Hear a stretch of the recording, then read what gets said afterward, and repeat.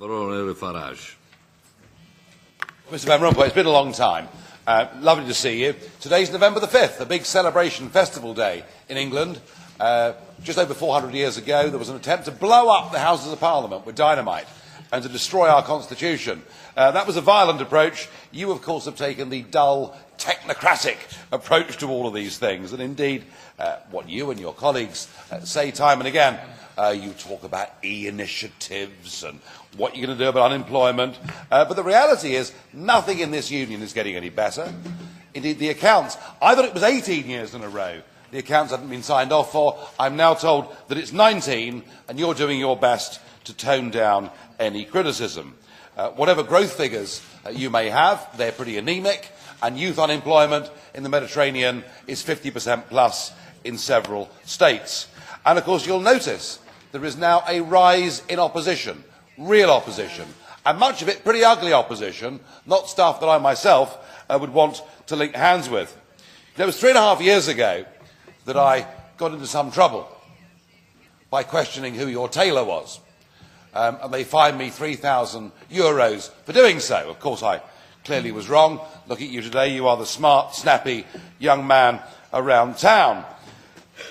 But there's no question that your legitimacy hasn't grown in those 3.5 years. In fact, neither you nor the Commission, even the Parliament, none of that connection with ordinary people has got greater. And that's why there is an electoral storm coming. You know, something very dramatic is going to happen in the third week of May next year. But you can stop it.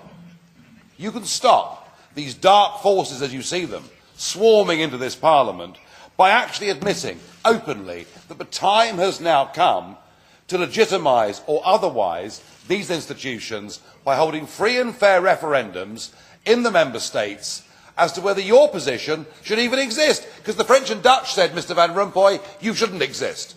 They vetoed it, and yet you continued regardless. Are you prepared to sit there and wait for the electoral storm, or will you take the initiative and do your best to legitimise democratically this European Union or not? Grazie, onorevole Farage. Toute dernière remarque, il y a 3 ans et demi, on me disait que j'avais l'allure d'un employé de banque.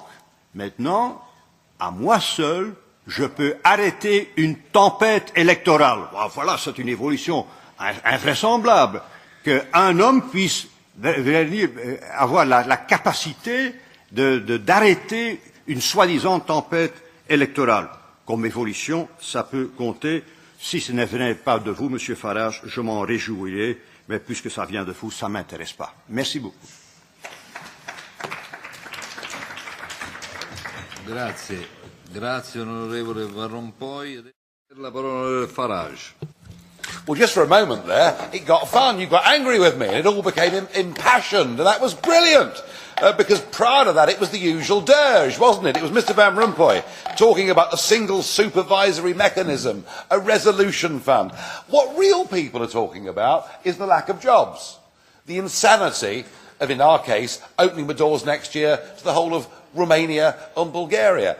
So maybe, Mr Van Rompuy, the answer is to ignore my pleas for a referendum, but just to sort of come out and start attacking me and the Eurosceptics, and maybe then we'll make it a real European election. But I warn you, the language that you and the rest of the European Commission use is not the way that ordinary people speak, it's not how they feel, and honestly, you sit there in front of that flag behind you, that flag and your position were rejected by the French and Dutch in 2005, you've carried on regardless, you have no legitimacy, let's fight it out on the battleground next May. Grazie, onorevole Farage.